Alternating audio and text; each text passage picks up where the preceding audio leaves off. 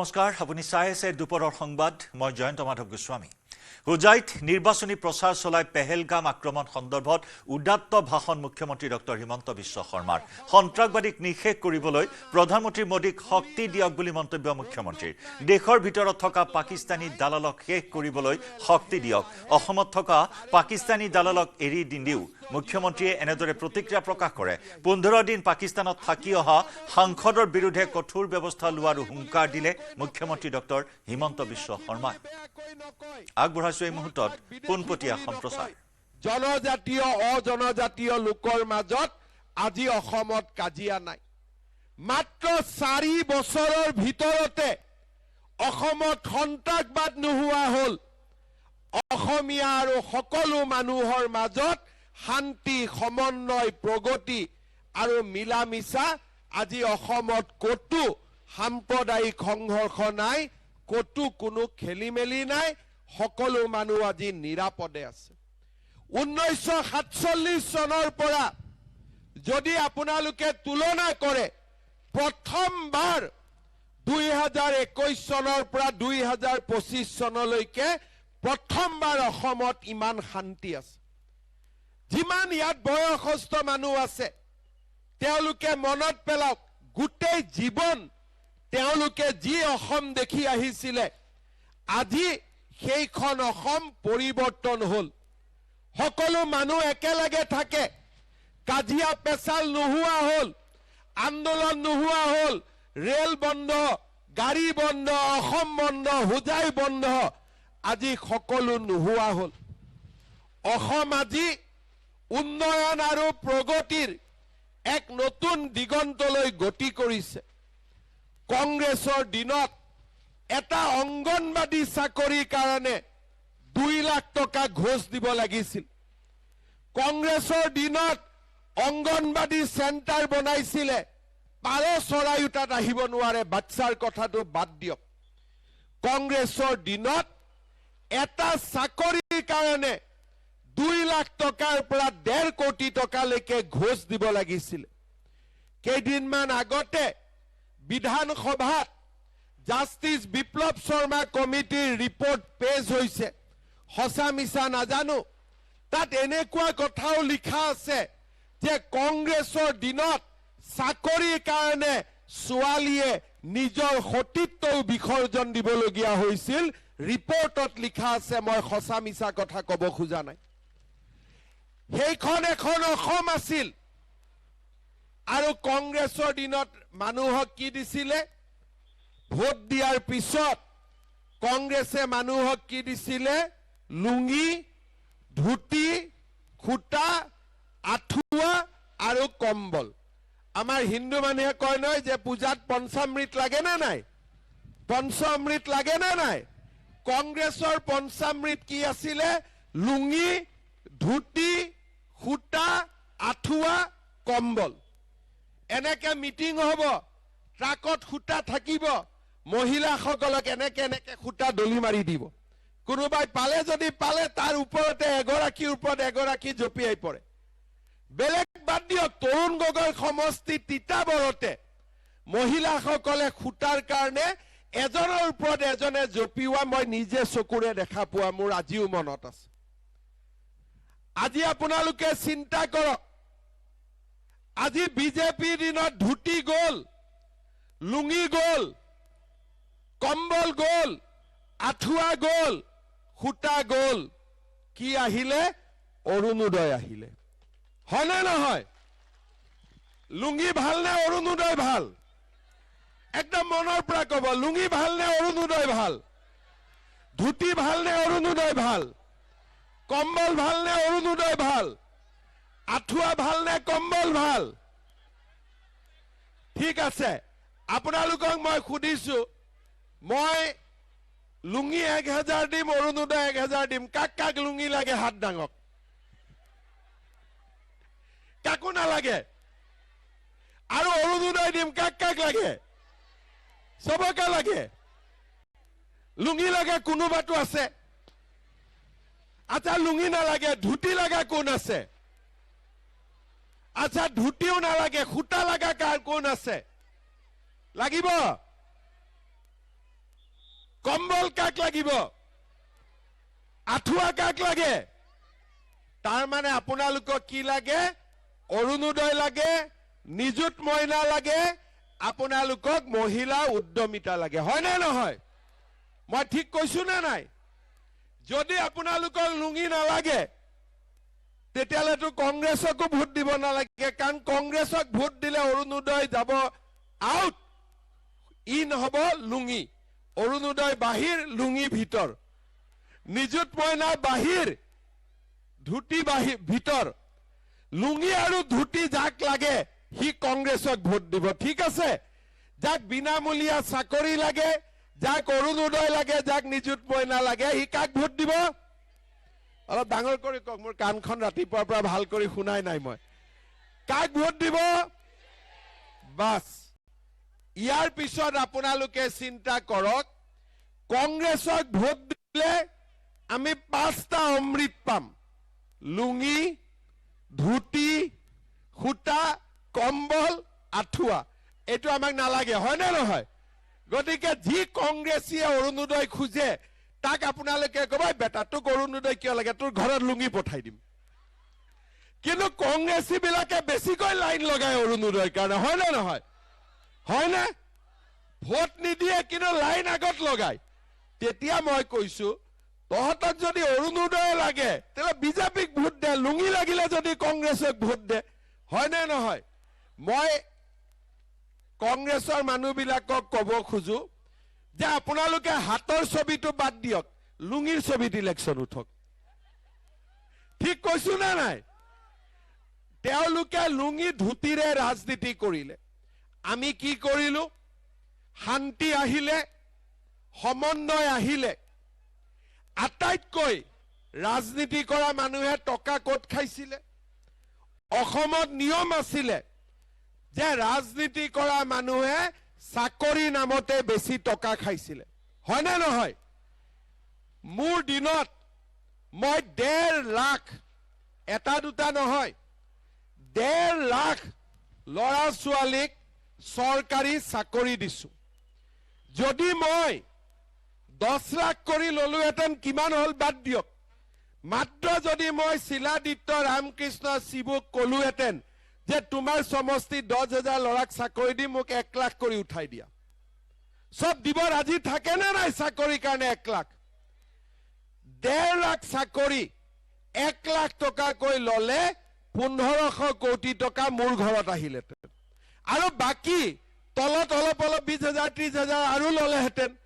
সাৰা BJP মানুহৰ ঘৰত গাড়ীও হৈ গলহেঁতেন বিল্ডিংও বনি গলহেঁতেন কিন্তু আজি বিজেপি চৰকাৰে টকাৰ লোভ কৰা নাই মোদী ডাঙৰীয়াই কৈছে দুৰ্নীতি হ'ব নোৱাৰে চাকৰিৰ নামত আজি কোনো বাপৰ বেটাই তামোল এখনো ল'ব নোৱাৰে এনেকুৱা আমি ৰাজনীতি কৰিছো না নাই আজি প্ৰথমবাৰ অসমত দুখীয়া মানুহৰ ঘৰৰ লৰাই সবজি বেপাৰী লৰাই ঠেলা চালকৰ লৰাই ৰিক্সা চালকৰ লৰাই আজি চাকৰি পাইছে এই যে ডিউটি কৰিব আহে পুলিচৰ ডেকা সৰু সৰু লৰা ছোৱালীবোৰ সিহঁতক আপোনালোকে খুদিব তোৰ বাবাই কি কাম কৰে তোৰ মাই কি কাম কৰে চাকৰি কৰিব নতুনকৈ যিবিলাক লৰা ছোৱালী জয়েন কৰিছে তেওঁলোকক খুদিব তোমাৰ বাবাই কি কাম কৰে তোমাৰ মাই কি কাম কৰে কোনো ধনী মানুহৰ লৰা নাই সকলো দুখীয়া মানুহৰ লৰা ছোৱালীয়ে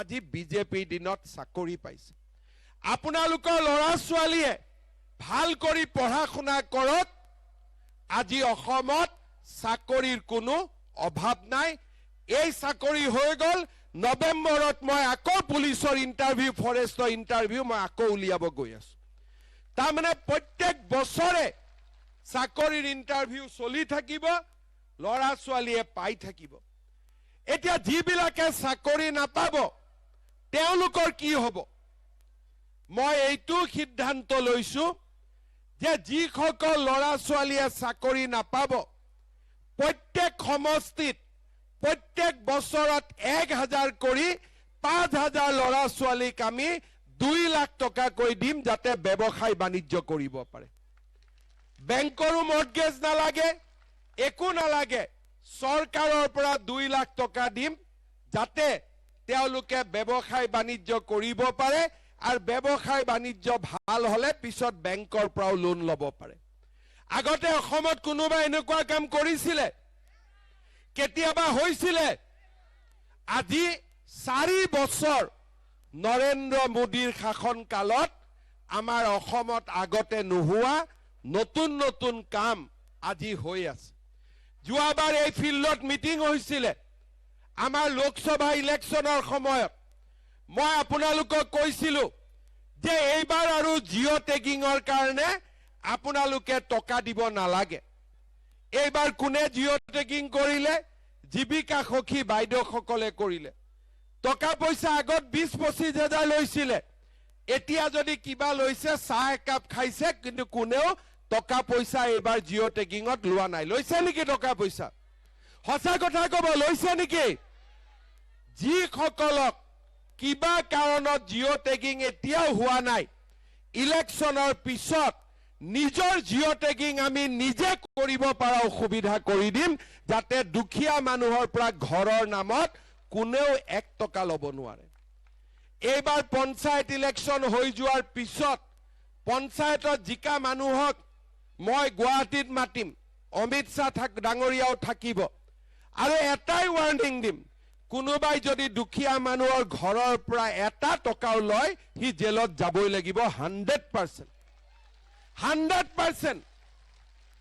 দুখীয়া মানুহৰ ওপৰত অত্যাচাৰ নহব শ্ৰদ্ধা ৰাইজ আজি আপোনালোকে চিন্তা কৰক আগতে ৰেচন কাৰ্ড আছিলে ৰেচন কাৰ্ড আগতে কোনে লৈছিলে যিবিলাক বাংলাদেশী আহি ইহঁতে ৰেচন কাৰ্ড লৈছিলে যাতে মানুহক পুলিচে দিগদাৰ নকৰে ভাৰতীয় নাগৰিক বুলি কয় আজিকালি ৰেচন কাৰ্ড হেবিলাক কামত নালাগে এতিয়া ৰেচন কাৰ্ডত আমি কি পাওঁ বিনামূলীয়া চাউল পাওঁ আমি ৰেচন কাৰ্ডত হস্পিটালত 5 লাখ টকালৈকে বিনামূলীয়া চিকিৎসা পাওঁ এইবাৰ মই আৰু এটা সুবিধা ৰেচন কাৰ্ডত দিব খুজিছো কলেজত বিনামূলীয়া এডমিশনৰ কাৰণে আমাৰ ল'ৰা ছোৱালী যেতিয়া গাঁওবুঢ়াৰ ওচৰত যায় মৌজাদাৰৰ ওচৰত যায় এছডিসি অফিসত যায় ইনকাম সার্টিফিকেট উলাওতে টকা দিব লাগে সকলোকে নালাগে কিন্তু কমপ্লেইন আহি থাকে এইবাৰ আমি নিয়ম কৰিছো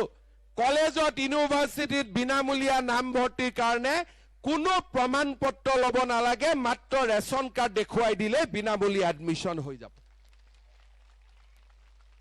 তাৰমানে ৰেচন কাৰ্ডত আমি কি পালো বিনামূলীয়া চাউল পালো বিনামূলীয়া চিকিৎসা পালো বিনামূলীয়া নাম ভৰ্তি পালো আৰু ডেট এটা লিখি ৰাখক 1 অক্টোবৰ তাৰিখৰ পৰা মই ৰেচন কাৰ্ডত আপোনালোকক দালিও দিম আপোনালোকক চেনিও দিম আপোনালোকক নিমখও দিম পুৰা ফ্ৰী নাপাব বজাৰতকৈ 30 টকা কম দামত পাব ঠিক আছে আৰু এটা আপোনালোকক সুবিধা দিম চাউল হৈ গল চেনি হৈ গল দালি হৈ গল নিমখ হৈ গল নাম ভৰ্তি হৈ গল এতিয়া আমাৰ আৰু এটা কাম আছে গেছৰ সিলিন্ডাৰৰ দাম কিমান কিমান দাম 950 কিমান 1300 নহয় 950 1950 এতিয়া 1 অক্টোবৰৰ পৰা গেছৰ সিলিন্ডাৰৰ দামো 300 টকা কমাই দিম তাৰমানে আমি কি পালো চাউল পালো দালি পালো নিমখ পালো চেনি পালো গেছৰ সিলিন্ডাৰৰ দামো কমি গল যাৰ ঘৰত যাও এতিয়া মোক ধুনিয়াকৈ ভাত খুৱাই দিব সকলো সুবিধা আহি গল আমাৰ দুখীয়া মানুহৰ কাৰণে জীৱনটো বহুতখিনি সুবিধাজনক হল এতিয়া দুখীয়া মানুহে কোট আৰু পইচা দিব লাগে ইলেক্ট্ৰিচিটিত 1 এপ্ৰিলৰ পৰা ইলেক্ট্ৰিচিটিৰ দাম 1 টকা কমিছে নৱেম্বৰ মাহৰ পৰা ইলেক্ট্ৰিচিটিৰ দাম আৰু 1 টকা কমাই দিম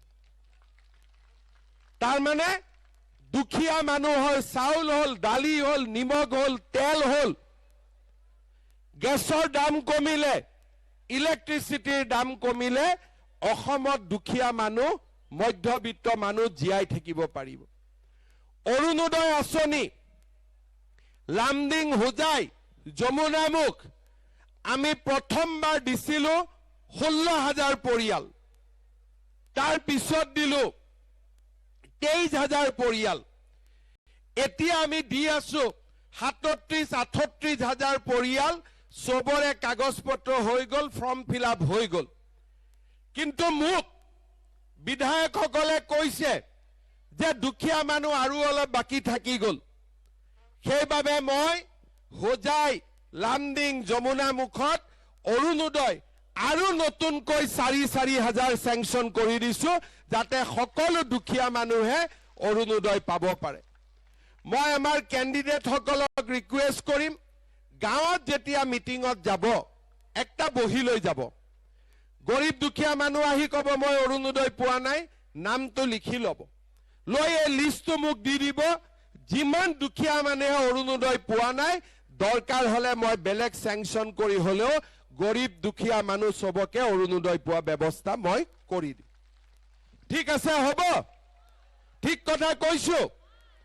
আৰু এটা মই নতুন কথা কব খুজিছো, গেছৰ দাম কমিলে, অৰুণোদয় আহিলে 1250, ইলেক্ট্ৰিচিটিৰ দাম কমিলে, চাউল বিনা পইচাত পালো, দালি চেনি নিমখ কম দামত আহিলে, লৰা ছোৱালীৰ পঢ়িবৰ বাবে নিযুত মইনা, ছোৱালীৰ পঢ়িবৰ কাৰণে 11 গ্ৰেজুৱেট পোষ্ট গ্ৰেজুৱেট আমি 2,500 টকা 1,000 টকাৰ পৰা 2,500 টকালৈকে আমি বেংকৰ একাউণ্টত দিছো, আমি দি থাকিম।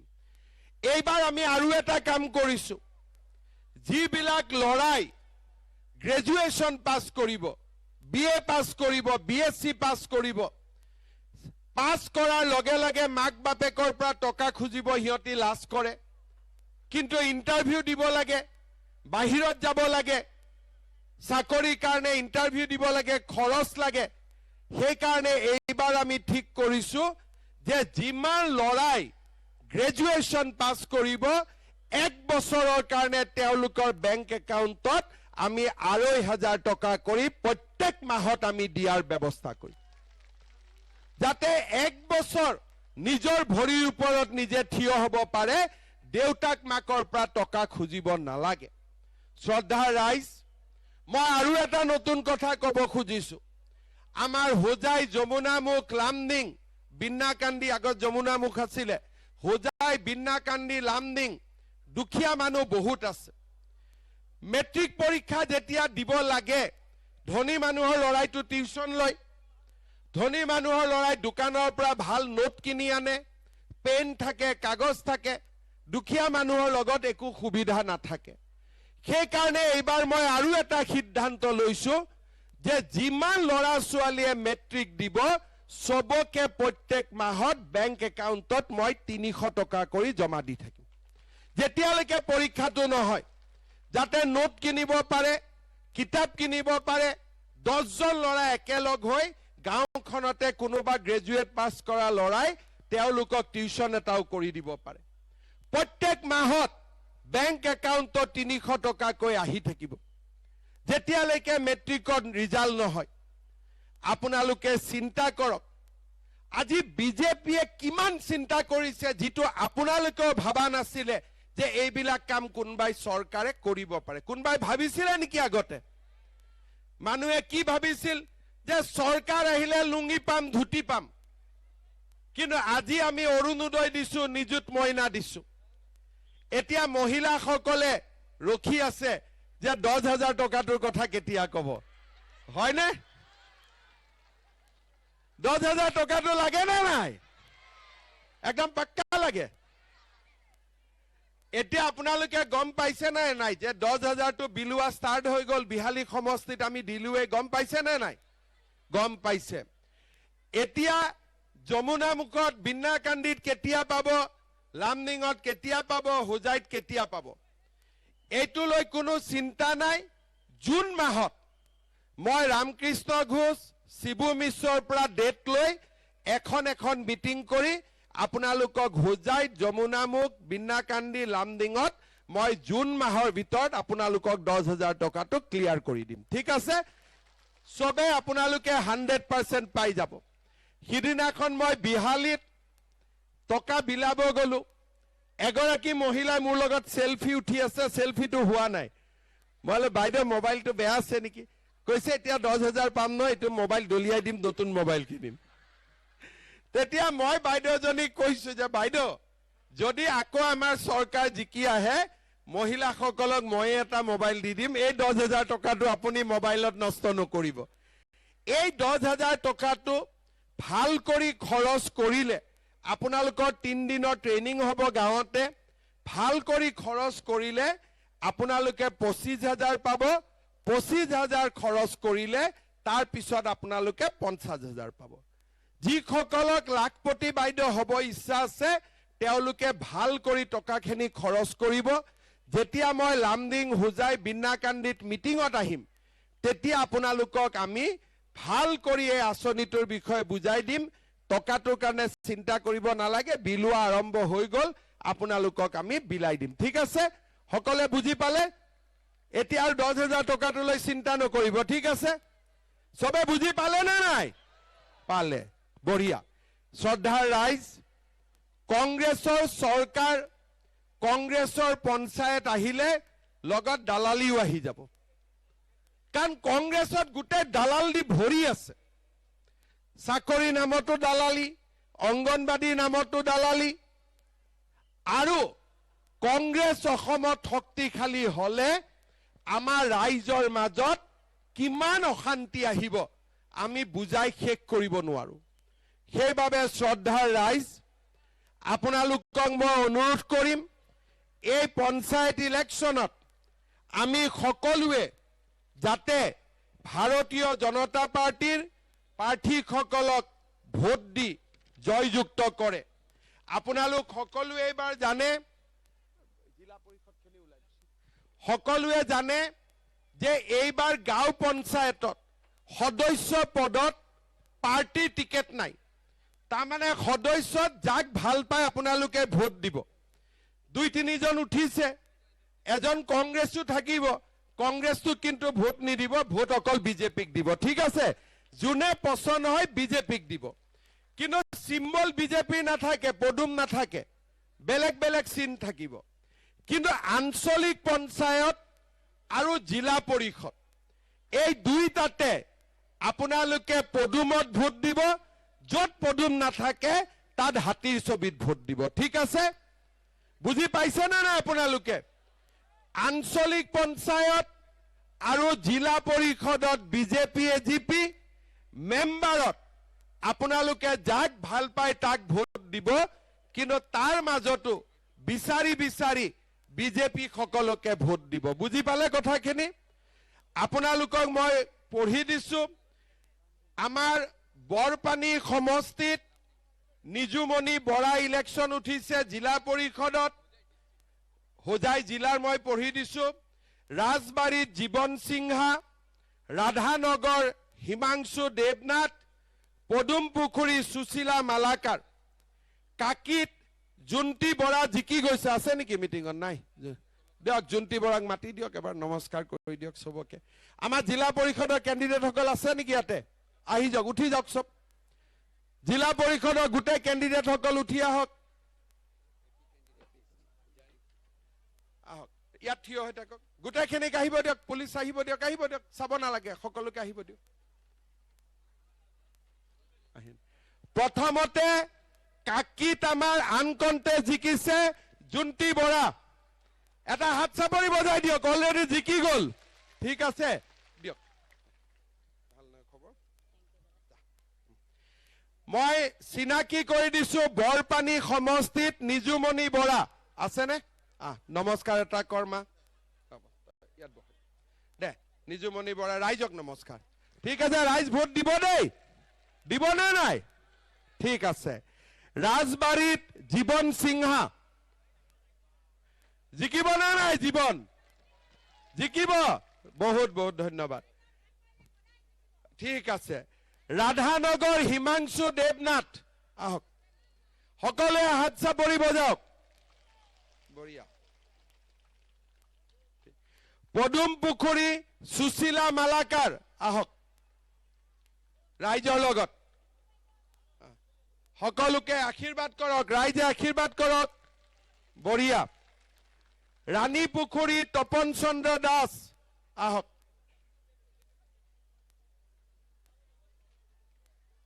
সকলোৱে হাত চাপৰি বজাওক। তপন চন্দ্ৰ দাস।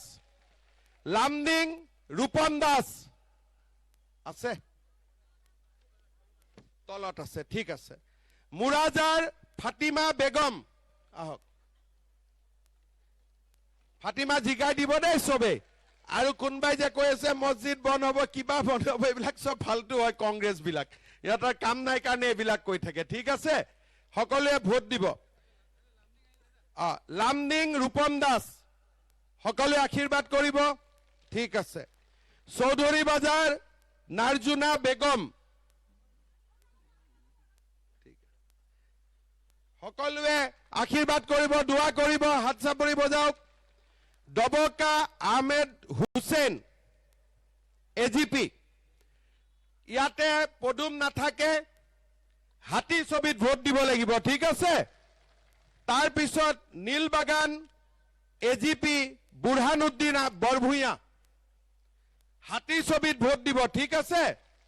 তাৰপিছত ওদালি এজিপি শাহনাজ খান, সকলোৱে হাতী ছবিত ভোট দিব, ঠিক আছে। দিবনে নাই সকলোৱে? য'তে পদুম দেখা পায় পদুম, য'ত পদুম নাই তাতে হাতী। আঞ্চলিক পঞ্চায়তৰ প্ৰাৰ্থীৰ নামখিনি মই কৈ দিছো। আমাৰ হোজাই সমষ্টিত শক্তি সাহা, অশোক সিনহা, ৰতন চৌহান, মমতা থাউচেন, বিশ্বজিৎ দে, লীলাৱতী প্ৰসাদ, আলিমুন নেছা, মকবুল হুছেইন চৌধুৰী, ৰুনু মজুমদাৰ, ভগৱান অধিকাৰী, পলি বৰুৱা, বিশ্বজিৎ মজুমদাৰ, সুভাষ বিশ্বাস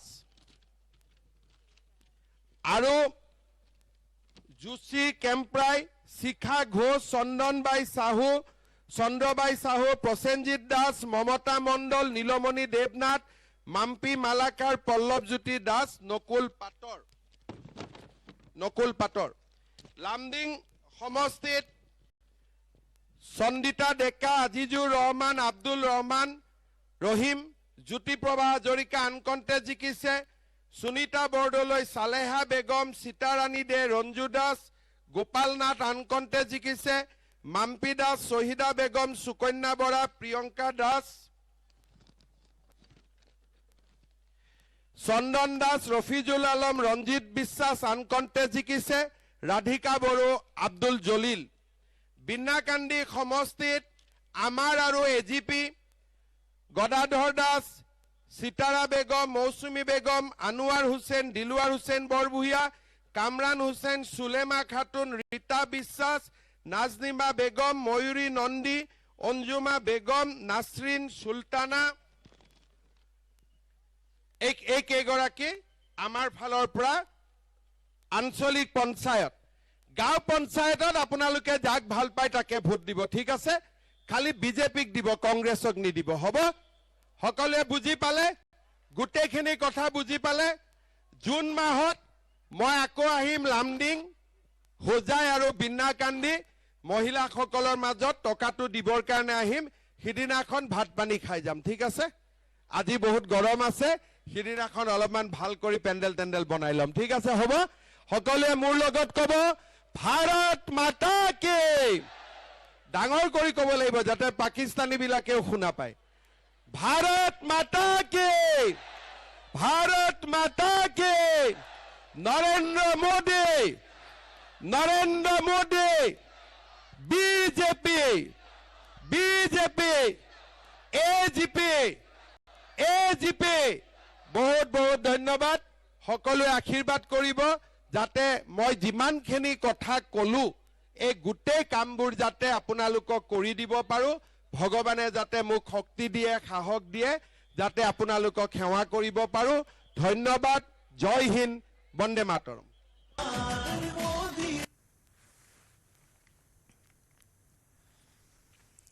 মোদী চৰকাৰৰ সকিয়নিৰ পিছতে পাকিস্তানী নাগৰিকে এৰিছে ভাৰত। তালি টোপোলা বান্ধি আট্টাৰী ৱাঘা সীমান্তৰে উভতিছে পাকিস্তানী নাগৰিক। সাৰ্কৰ অধীনত পাকিস্তানী ভিছা বাতিল কৰাৰ ঘোষণা কৰাৰ পিছতে পাকিস্তানী নাগৰিকে এৰিছে ভাৰত। SVES ভিজাৰে ভাৰতত থকা পাকিস্তানী নাগৰিকক 48 ঘণ্টাৰ ভিতৰত ভাৰত এৰিবলৈ নিৰ্দেশনা দিছিল কেন্দ্ৰীয় চৰকাৰে প্ৰধানমন্ত্ৰী মোদীৰ অধ্যক্ষতাত বুধবাৰে অনুষ্ঠিত CCS বৈঠকত পাকিস্তানীৰ ভিজা বাতিলৰ লৈছিল সিদ্ধান্ত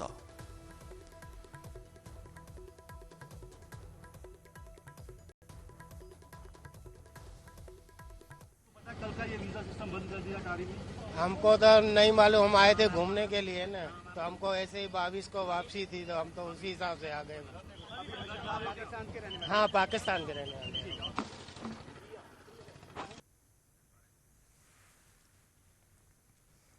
আৰু CCSৰ বৈঠকত লোৱা সিদ্ধান্ত মৰ্মে বন্ধ কৰি দিয়া হৈছে আত্তাৰী ৱাঘা সীমান্ত পেহেলগামত সংঘটিত ঘটনাৰ পাছতে ভাৰতে এক প্ৰকাৰ পাকিস্তান সীমান্তত থকা সকলোবোৰ আন্তঃৰাষ্ট্ৰীয় প্ৰৱেশদ্বাৰ বন্ধ কৰি দিছে বাণিজ্যিক পথ হিচাপে চিহ্নিত আত্তাৰী ৱাঘা সীমান্তৰ গেট সম্পূৰ্ণৰূপে বন্ধ হৈ পৰিছে ইতিমধ্যে যাৰ ফলত পাকিস্তানৰ অৰ্থনীতিত ভয়ংকৰ সংকটে দেখা দিয়াৰ সম্ভাৱনাই দেখা দিছে বাণিজ্যিক গেটসমূহ বন্ধ কৰি দিয়াৰ ফলত পুনৰ অৰ্থনীতি ভাঙি পৰিব পাকিস্তানৰ 2018 চনৰ পৰা আত্তাৰী ৱাঘা সীমান্তইদি দুইখন দেশৰ মাজত বৃহৎ পৰিসৰত বাণিজ্যিক আদান প্ৰদান হৈছিল শেহতীয়াকৈ পেহেলগামৰ সন্ত্ৰাসবাদী আক্ৰমণৰ ঘটনাৰ পাছতে সম্পূৰ্ণৰূপে বন্ধ কৰা হৈছে সীমান্তৰ গেট ভাৰতে সন্ত্ৰাসবাদী আক্ৰমণৰ পাছতে কঠোৰ স্থিতি গ্ৰহণ কৰিছে পাকিস্তানৰ বিৰুদ্ধে কাশ্মীৰ উপত্যকাত শান্তি স্থাপনৰ ক্ষেত্ৰত ভাৰতে পাকিস্তানৰ বিৰুদ্ধে যিকোনো সিদ্ধান্ত গ্ৰহণ কৰাৰ সম্ভাৱনা আছে পঞ্জাবৰ অমৃতসৰ আৰু পাকিস্তানৰ ৱাঘাৰ ওচৰত থকা এই গুৰুত্বপূৰ্ণ বাণিজ্যিক গেট বন্ধ কৰাত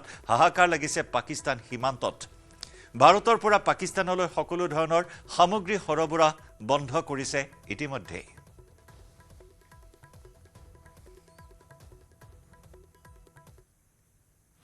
आज आप बॉर्डर पे कहाँ जा रहे थे बता दीजिए हम पाकिस्तान जा रहे थे ये हमारे दादी साहब इनके 4 बेटे जो है पाकिस्तान में ये वहीं रहते हैं इनका पासपोर्ट और सारे वहीं के और एक बेटी और एक बेटा यहाँ राजस्थान में रहते हैं जो उनकी शादी करी होगी ये अभी उनको देखने के लिए आए थे वापस जा रहे थे वो पाकिस्तान तो अभी वो बॉर्डर बंद कर रखे पूरे तो इससे काफी हताश है ये जो कल हादसा हुआ है उसको लेकर जो मोदी सरकार ने डिसीजन अच्छा लिया क्या आप समझते कि उनकी छोटी जगह काफी लोगों को नुकसान काफी नुकसान है उनको सदी सारे रिश्ते हमारे खराब हो रहे हैं उनसे इस वजह से सारे रिश्ते खराब हो चुके हैं अब बॉर्डर बंद हो रखे हैं सारे जो आना जाना था वो बंद हो रखा है सबके रिलेशन उन्होंने किया वो गलत किया नहीं वो तो गलत तो है एक जगह से देखे तो गलत है उन्होंने टूरिस्टों पे अटैक किया है और टूरिस्ट तो किसी भी देश से कहीं से भी कौन से भी आ सकते हैं इससे तो सबको डर है फिर तो हर कहीं कोई नहीं जा सकता और आपके भाई की शादी थी जी हमारे भाई साहब की शादी थी वहाँ शादी थी मेरी है तो रुकावट हो गई उसमें नहीं जाने दे रहे हैं तो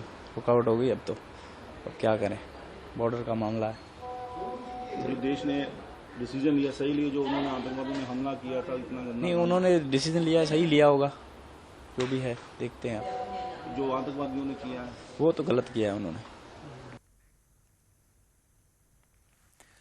পেহেলগাম আক্ৰমণৰ পিছতে পাকিস্তানৰ বিৰুদ্ধে এক প্ৰকাৰ কূটনৈতিক যুদ্ধ ঘোষণা ভাৰতৰ পাক সন্ত্ৰাসবাদীয়ে ভাৰতৰ ভূমিত হত্যালীলা চলোৱাৰ পিছতে পাকিস্তান নাগৰিকৰ ভিজা বাতিল কৰিলে ভাৰতে 48 ঘণ্টাৰ ভিতৰত সকলো পাক নাগৰিকক ভাৰত এৰাৰ নিৰ্দেশ দিছে ভাৰত চৰকাৰে সাৰ্কৰ অধীনত পাক নাগৰিকে নাপাব ভাৰতীয় ভিজা বুধবাৰে প্ৰধানমন্ত্ৰী নৰেন্দ্ৰ মোদীৰ অধ্যক্ষতাত অনুষ্ঠিত CCS বৈঠকত লোৱা হয় এই কঠোৰ সিদ্ধান্ত ইপিনে পাক প্ৰতিৰক্ষা বিষয়াক ভাৰত এৰাৰ বাবে নিৰ্দেশ দিয়া হৈছে নতুন দিল্লীত থকা পাক উচ্চায়ুক্তৰ কাৰ্যালয়ত নিয়োজিত স্থলসেনা বায়ুসেনা নৌসেনাৰে জড়িত বিষয়াক ভাৰত এৰাৰ নিৰ্দেশ পাকিস্তানত থকা ভাৰতীয় প্ৰতিৰক্ষা বিষয়াক স্বদেশলৈ উভতি আহিবলৈ নিৰ্দেশনা জাৰি পাকিস্তানত থকা ভাৰতীয় উচ্চায়ুক্তৰ কাৰ্যালয়ত থকা বিষয়াৰ সংখ্যা 55 জনৰ পৰা 30 জনলৈ হ্ৰাস কৰাৰ সিদ্ধান্ত বাকি বিষয়াসকলক শীঘ্ৰেই স্বদেশলৈ উভতি অহাৰ নিৰ্দেশ 1 মেৰ ভিতৰত সম্পূৰ্ণ কৰা হ'ব এই প্ৰক্ৰিয়া আত্তাৰী সীমান্ত বন্ধ কৰাৰ লগতে সিন্ধু জল চুক্তি স্থগিত ৰখাৰ সিদ্ধান্ত ভাৰত চৰকাৰৰ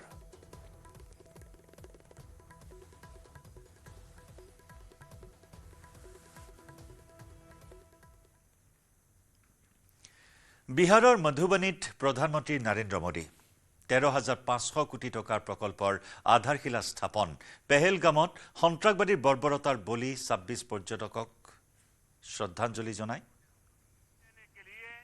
এই মুহূৰ্তত মধুবনীৰ পৰা এই আপোনপটীয়া সম্প্ৰচাৰ আমি আগবঢ়াইছো এক বৃহৎ প্ৰকল্পৰ আধাৰশিলা স্থাপন কৰিবলৈ মধুবনীত উপস্থিত হৈছে প্ৰধানমন্ত্ৰী নৰেন্দ্ৰ মোদী महादेव का स्मरण करते हुए उन सबको श्रद्धांजलि देंगे। उसके बाद मैं आज अपनी बात प्रारंभ करूंगा।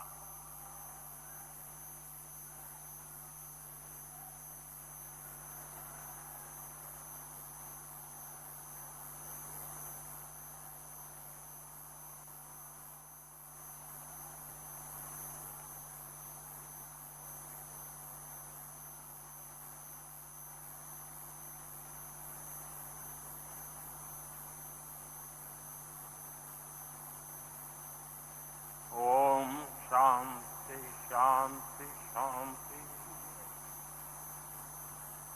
बिहार के राज्यपाल आरिफ मोहम्मद खान जी,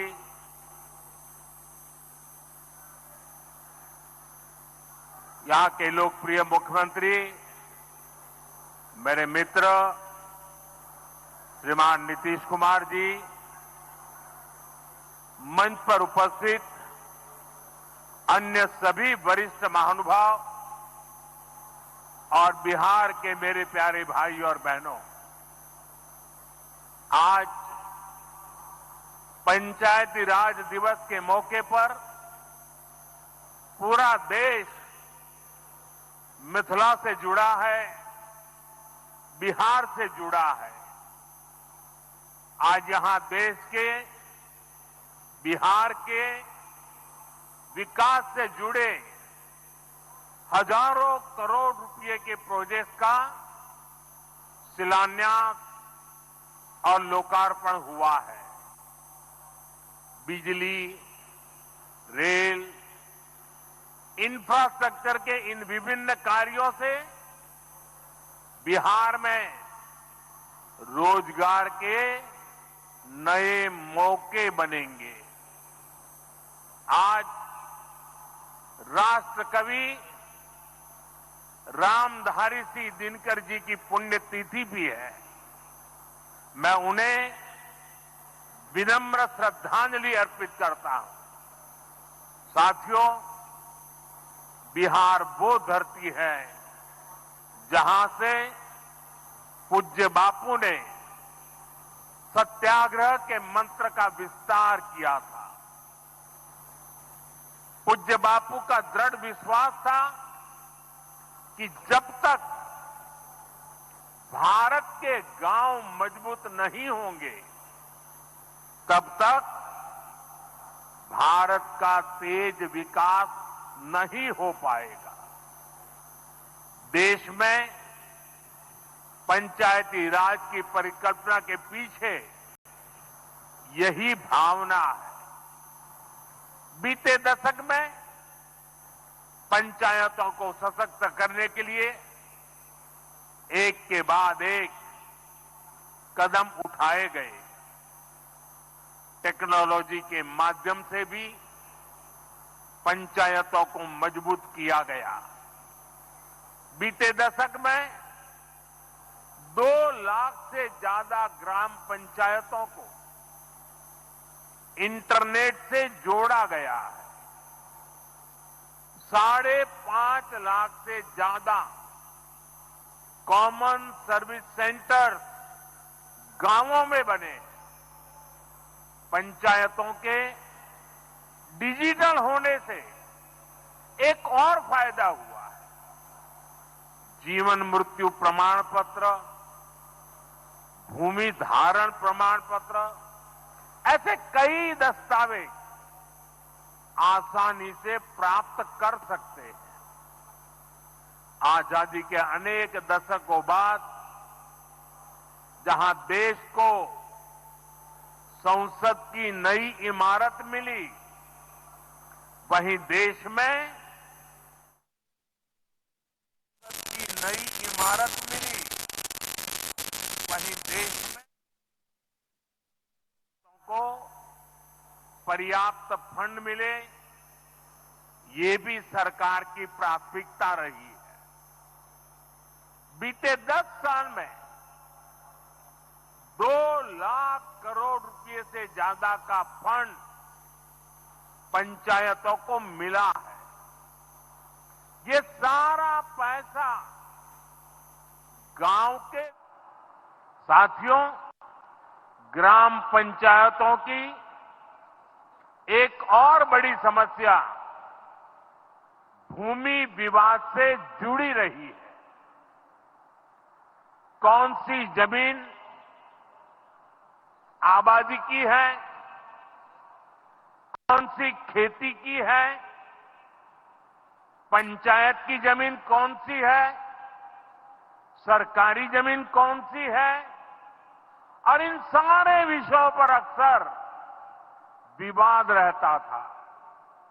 इसके समाधान के लिए जमीनों का डिजिटलीकरण किया जा रहा है। जमीनों के रिकॉर्ड का डिजिटलीकरण से अनावश्यक विवादों को सुलझाने में मदद मिली है। साथियों, हमने देखा है कि पंचायतों ने कैसे सामाजिक भागीदारी को सशक्त किया।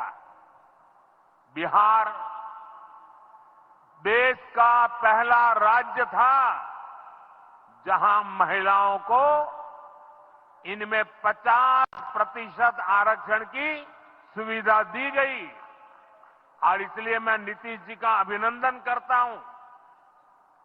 आज बहुत बड़ी संख्या में गरीब, दलित, महादलित, पिछड़े, अति पिछड़े समाज की बहन बेटियां बिहार में जनप्रतिनिधि बनकर सेवाएं दे रही है, और यही सच्चा सामाजिक न्याय है, यही सच्ची सामाजिक भागीदारी है।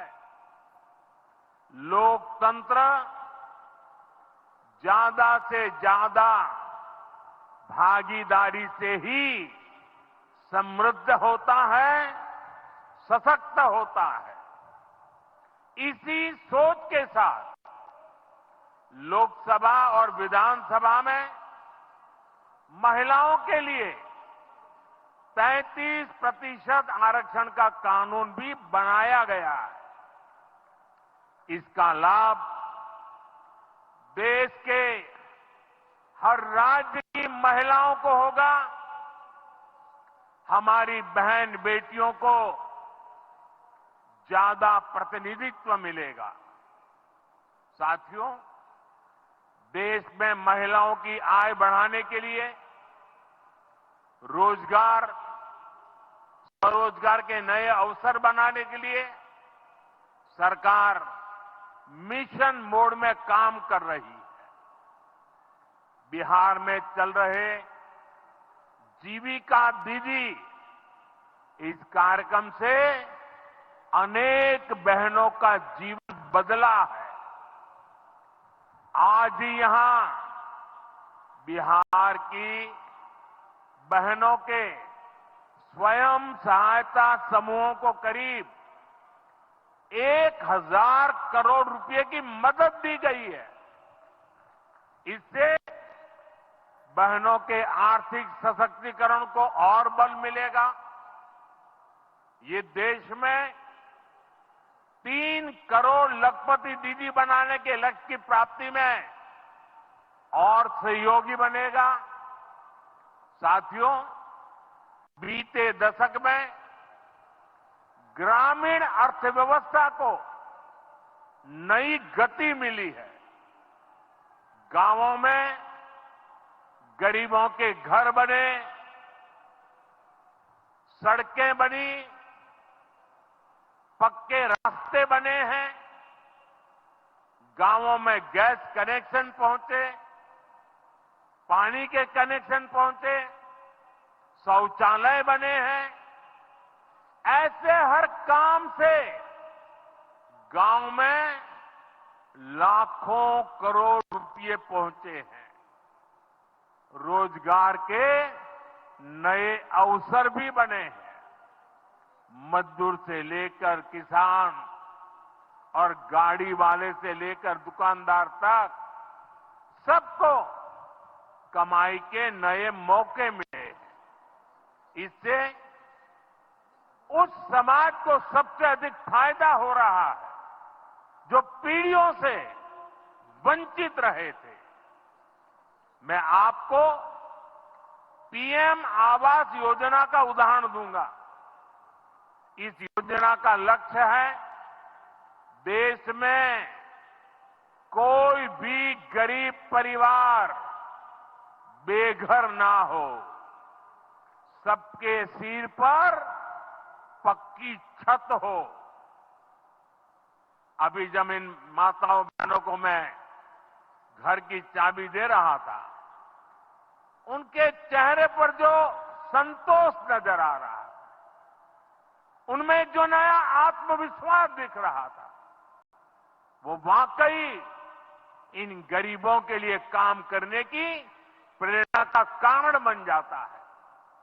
और इसी लक्ष्य के साथ बीते दशक में 4 करोड़ से अधिक पक्के घर बनवाए गए हैं।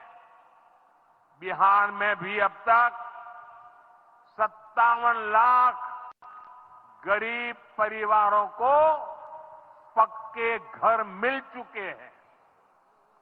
ये घर गरीब, दलित, पिछड़े, अति पिछड़े, पसमानदा परिवार, ऐसे समाज के वंचित परिवारों को मिले हैं।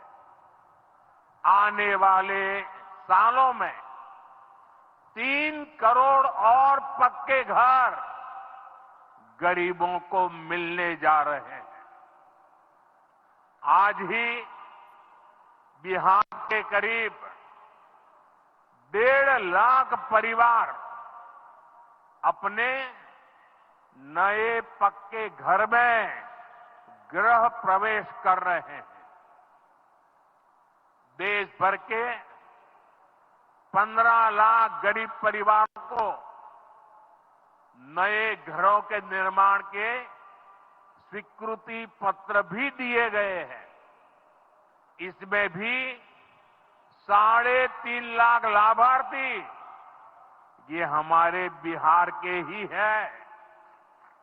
आज ही करीब 10 लाख गरीब परिवारों को उनके पक्के घर के लिए आर्थिक मदद भेजी गई है। इसमें बिहार के 80,000 ग्रामीण परिवार और 1 लाख शहरी परिवार शामिल है। साथियों, बीता दशक भारत के इंफ्रास्ट्रक्चर का दशक रहा है। ये आधुनिक इंफ्रास्ट्रक्चर विकसित भारत की बुनियाद को मजबूत कर रहा है। देश के 12 करोड़ से अधिक ग्रामीण परिवारों के घरों में पहली बार नल से जल पहुंचा है। 2.5 करोड़ से अधिक घरों में बिजली का कनेक्शन पहुंचा है। जिन्होंने कभी सोचा नहीं था कि गैस के चूल्हे पर खाना बनाएंगे, उनको गैस सिलेंडर मिले हैं। अभी हाल में आपने खबर पढ़ी होगी, लद्दाख और सियाचिन में जहां सामान्य सुविधाएं तक पहुंचानी मुश्किल होती है, वहां अब 4G और 5G मोबाइल कनेक्शन पहुंच गया है। ये दिखाता है कि आज देश की प्राथमिकता क्या है। हमारे सामने आरोग्य जैसे क्षेत्र का भी उदाहरण है। कभी एम्स की तरह अस्पताल दिल्ली जैसे बड़े शहरों में ही होते थे, आज यहां दरभंगा में ही एम्स बन रहा है। बीते 10 सालों में देश में मेडिकल कॉलेज की संख्या करीब करीब 2 गुनी हो चुकी है। यहां झंझारपुर में भी नया मेडिकल कॉलेज बन रहा है। साथियों, गांवों में भी अच्छे अस्पताल बने, इसके लिए देश भर में 1.5 लाख से ज्यादा आयुष्मान आरोग्य मंदिर बनाए गए हैं। बिहार में ऐसे 10,000 से अधिक आयुष्मान आरोग्य मंदिर बने हैं। इसी तरह जन औषधि केंद्र गरीब और मिडिल क्लास के लिए बहुत बड़ी राहत बन चुके हैं। यहां 80% डिस्काउंट पर सस्ती दवाएं मिलती है। बिहार में 800 से ज्यादा जन औषधि केंद्र बनवाए गए हैं। इससे बिहार के लोगों का 2,000 करोड़ रुपया दवाई पर होने वाला खर्च बचा है। आयुष्मान भारत योजना के तहत भी बिहार में लाखों परिवारों का मुफ्त इलाज हो चुका है। इससे इन परिवारों को हजारों करोड़ रुपयों की बचत हुई है। साथियों, পেহেলগাম আক্ৰমণক লৈ উদ্বিগ্ন কেন্দ্ৰীয় চৰকাৰ। আজি দিল্লীত অনুষ্ঠিত হ'ব সৰ্বদলীয় বৈঠক। পেহেলগাম আক্ৰমণক লৈ সৰ্বদলীয় বৈঠকৰ আহ্বান। কেন্দ্ৰীয় প্ৰতিৰক্ষা মন্ত্ৰী ৰাজনাথ সিঙে আহ্বান কৰিছে সৰ্বদলীয় বৈঠক। এই বৈঠকত উপস্থিত থাকিব কেন্দ্ৰীয় গৃহমন্ত্ৰী অমিত শ্বাহ আৰু আজিৰ এই সৰ্বদলীয় বৈঠকে তাৎপৰ্য বহন কৰিছে। ইতিমধ্যে কালি CCSৰ বৈঠকৰ পাছতে ডিপ্লমেটিক ষ্ট্ৰাইকৰ কথা ঘোষণা কৰিছে পাকিস্তানৰ বিৰুদ্ধে আৰু আজি সৰ্বদলীয় বৈঠকত পাকিস্তানৰ বিৰুদ্ধে বা পাক সমৰ্থিত সন্ত্ৰাসবাদীৰ বিৰুদ্ধে কি সিদ্ধান্ত গ্ৰহণ কৰে সেয়া হ'ব লক্ষণীয়।